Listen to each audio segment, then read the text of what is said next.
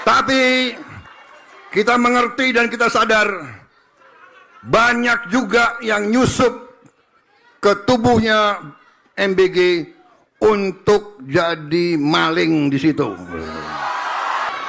MBG kita teruskan.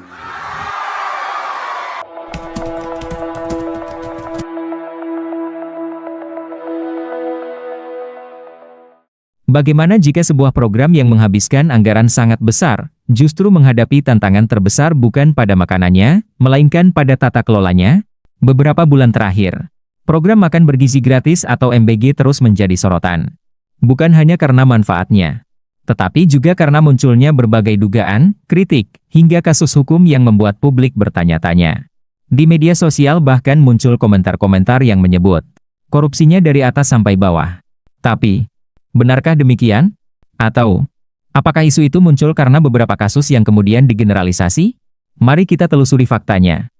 Kalau dihitung-hitung berdasarkan Kejaksaan Agung, setiap hari miliaran yang dikorupsi oleh 3 maling ini. Berarti totalnya kalau hampir 2 tahun MBG berjalan, minimal 500 M mereka sudah dapat. Itu di level paling pucuk. Pak Prabowo sendiri yang menyampaikan bahwa ikan itu busuk mulai dari kepalanya. Kalau sudah hampir 2 tahun busuk kepala BGN, maka hampir bisa dipastikan bawahnya juga lebih busuk lagi. Program makan bergizi gratis merupakan salah satu program pemerintah dengan anggaran yang sangat besar. Tujuan utamanya jelas, memberikan makanan bergizi kepada anak-anak sekolah, ibu hamil, dan kelompok yang membutuhkan. Di atas kertas, program ini memiliki tujuan yang sangat mulia. Namun, semakin besar anggaran sebuah program, semakin besar pula tantangan dalam pengawasannya. Dan inilah yang menjadi perhatian banyak pihak. Belakangan, muncul sejumlah pemberitaan mengenai dugaan penyimpangan, persoalan pengadaan, hingga kualitas pelaksanaan di beberapa daerah. Di beberapa lokasi juga muncul laporan mengenai kualitas makanan yang dipersoalkan, keterlambatan distribusi, atau masalah administrasi. Kasus-kasus seperti ini kemudian memicu pertanyaan publik. Apakah ini hanya kesalahan di tingkat pelaksana? Atau ada masalah yang lebih mendasar dalam tata kelola program? Ini membuktikan betapa bobroknya kepemimpinan nasional kita hari ini. Karena program prioritas yang paling jadi kebanggaannya Presiden saja, itu bisa hancur-hancuran seperti ini. Di sisi lain, aparat penegak hukum dan lembaga pengawas memang memiliki tugas untuk menindak jika ditemukan pelanggaran atau tindak pidana korupsi. Namun penting dipahami, setiap dugaan tidak otomatis berarti seluruh program atau seluruh pelaksananya korup. Setiap kasus harus dibuktikan melalui proses audit, penyelidikan, penyidikan, dan pengadilan. Lalu mengapa narasi korupsi dari kepala sampai ke akar bisa begitu cepat menyebar?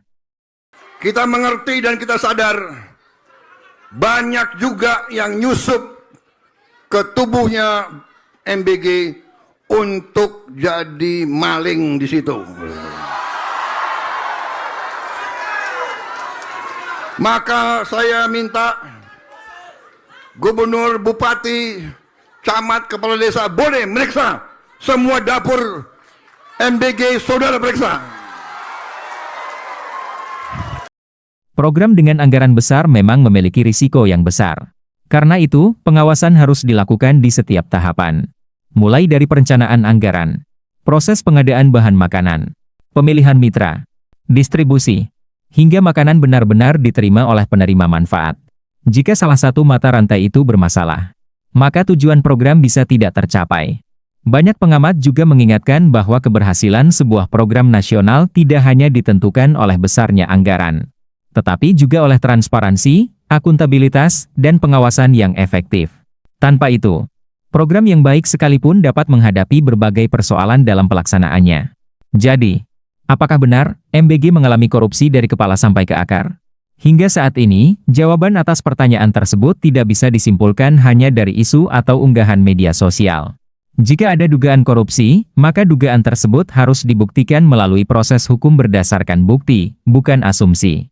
Yang pasti, besarnya anggaran MBG membuat publik memiliki alasan yang wajar untuk meminta pengawasan yang ketat, transparansi, dan penegakan hukum terhadap siapapun yang terbukti melakukan pelanggaran. Menurut kamu, langkah apa yang paling penting agar program dengan anggaran besar seperti MBG benar-benar tepat sasaran dan bebas dari penyimpangan? Tulis pendapatmu di kolom komentar.